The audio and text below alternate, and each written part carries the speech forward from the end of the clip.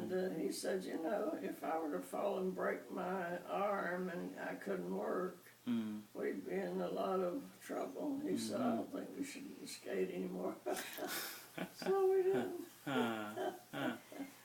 So when he came out of service after the war, or and then what did he do straight away after that? He was over there when peace was declared. So therefore he didn't have to go back. We went to Charleston, North Charleston, for a week where he got his discharge. Okay. And we stayed at a very nice place on one of the main streets. It was like, that street was like a canopy of trees, and it was beautiful. Right. So we were there for a couple of weeks while he was being discharged. And this couple had a dinner party for her sister who lived next door, and an officer and his wife rented a room from her sister. So this couple, where we had our room, she had a dinner party one night and invited us. And I thought, oh, there's so many things I don't like. What will I do if she passes something I don't like? I'll just have to eat it. And so the first thing she passed was squash casserole, and I thought, oh my word, who can stand it? So I took some anyway, and you know, it was good. And then the next thing she passed was eggplant casserole, and I thought, oh no, that's the worst thing in the world. And I liked it. So she gave me the recipes.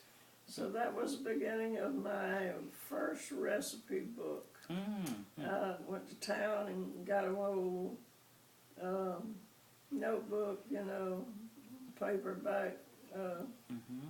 Composition book. Yeah. And wrote all the recipes, and I still have that. And she made rolls, and so I got that recipe, and I used it all these years. Wow. Did she make the ham loaf? Was that ham loaf your recipe, or was that Granny's recipe? No, she didn't make a ham loaf. I think I've got Granny's. I don't remember what kind of meat she had. I just remember the vegetables. So Wilbur started working for the railroad soon after his discharge, or when did that happen? When Wilbur... After we went to Bradenton, they sent him there to open up the office.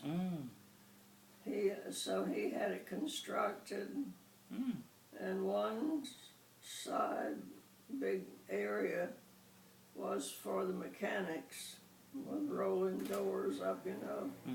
And then this side over here was for his office, and he had a bookkeeper and secretary who was the son of a friend of his in Palmetto. So he was a good secretary.